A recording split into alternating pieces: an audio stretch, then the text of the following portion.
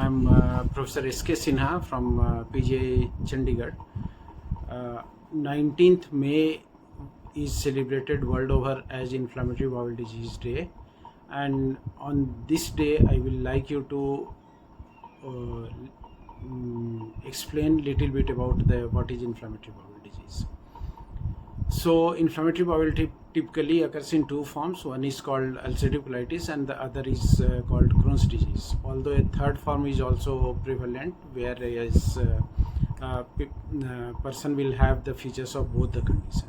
In ulcerative colitis, there are formation of ulcers which is restricted to large intestine.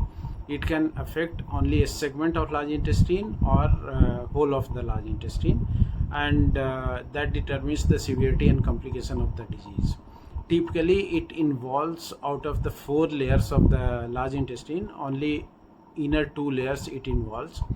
So complications do occur, but it is slightly less common compared to Crohn's disease. In contrast, the Crohn's disease can affect any segment of the intestine, starting from oral cavity to rectum, food pipe, esophagus, stomach, small intestine, large intestine, and it can involve all the 4 layers of the intestinal wall.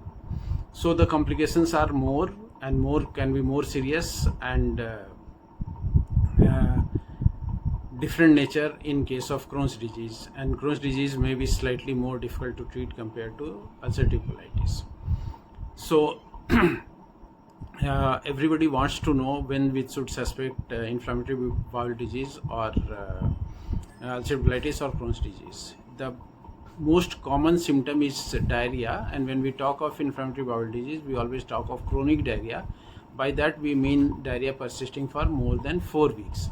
And if that diarrhea is bloody diarrhea, that it contains blood or it is reddish in character, then obviously the risk of probability of having IBD becomes high, and that should be an indication to consulting gastroenterologist or the local hospital for further evaluation. And most commonly it will be evaluated by doing colonoscopy, CT scan or CT angiography, that type of investigation, and the proper diagnosis and biopsies will be taken and proper diagnosis will be established. So it is important to establish the proper diagnosis and map out the whole disease, that what are the segments of intestine which are involved, because that determines the treatment and that also determines the risk of complication.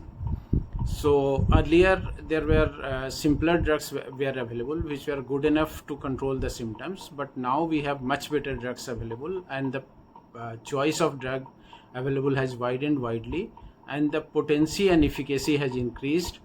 And there are different classes of drugs. One we call immunomodulators, then other class is called biologicals, which are mostly injections which are taken at interval of 2 to 8 weeks, can be given subcutaneously or intravenously, but they have good efficacy.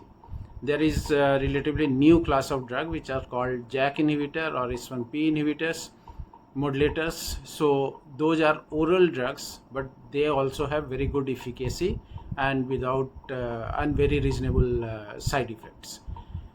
So they give much better control, and the risk of complication also possibly decreases. So it is important to realize that if somebody has diarrhea lasting for more than 2 weeks, then one should go for evaluation for IBD, and that typically will involve colonoscopy, CT scan, and some blood test and some stool test. And proper treatment can be started after that.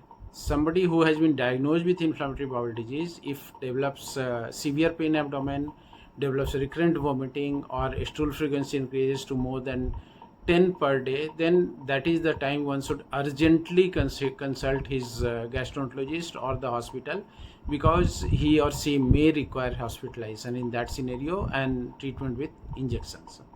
So those are the things which one can save the patients from major complications.